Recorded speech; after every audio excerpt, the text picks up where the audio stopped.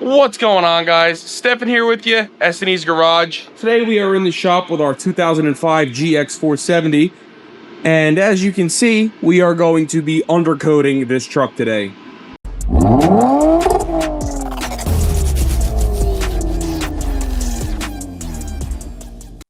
Now, we use this truck out in the woods, in the mud, and in the dirt, so this is not going to be a 100% perfect undercoating job.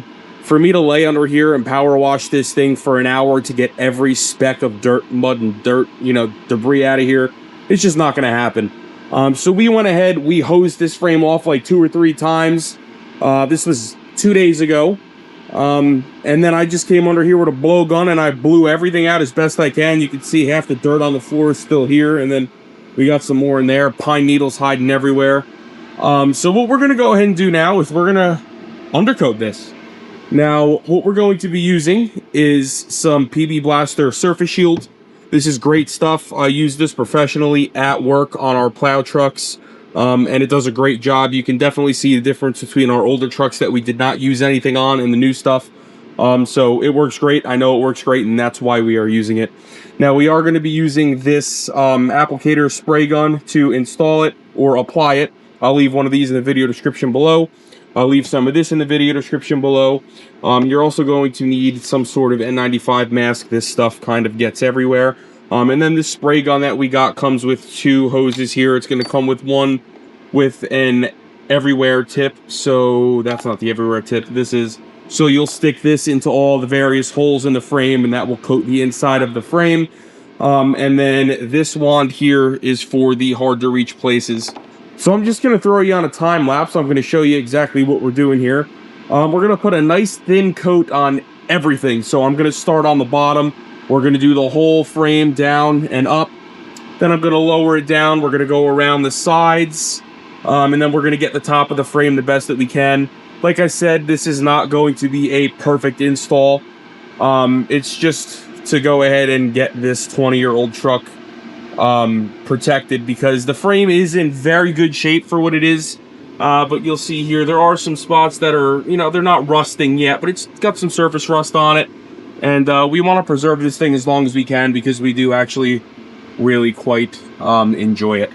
Now, as you can see here, if you look at our Toyota thermometer, this one's reading about 48 degrees. That's on the inside wall. We're at about 42 on the outside wall, so it is cold in here.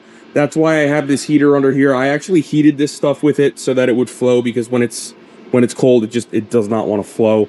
So let's go ahead, tripod, time lapse, let's get to work. So one of the many reasons that we are actually using the PB Blaster Surface Shield versus something like wool wax or fluid film is the way it applies. It applies easier. From what I've seen, it's a little bit thinner. So it does go on easier, and it covers very nice. Now, because it is thinner, it will migrate to areas that you may or may not have missed a little bit better. But a negative to that is you should really put it on a little bit thicker. You should be thinking of this stuff as if it was a bar of soap. It is oily, it never dries, and it is wax-based. It's lanolin-based. So as you're driving, going through water, going through dirt, going through sand, debris, salt, this stuff is basically trapping all of that gunk. And as you're driving through the water, it's going to slowly wear away. That's why they say you should apply it every 2 years. I'm probably going to touch this up every year. I'm not going to bother cleaning the old stuff off. We're just going to go right over this. Like I said earlier, this stuff does trap dirt, debris, and stuff like that, and it kind of provides you with a second layer of protection, which is really nice. All right, guys, so once you're done, your finished product should look something like this. You should see a nice sheen on just about every surface here that you put this stuff on. Now, again, this is not perfect by any means. We have dirt everywhere.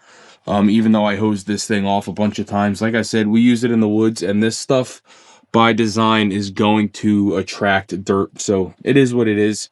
I did avoid the exhaust as much as possible, but it is, again, just with how these bends are, unavoidable.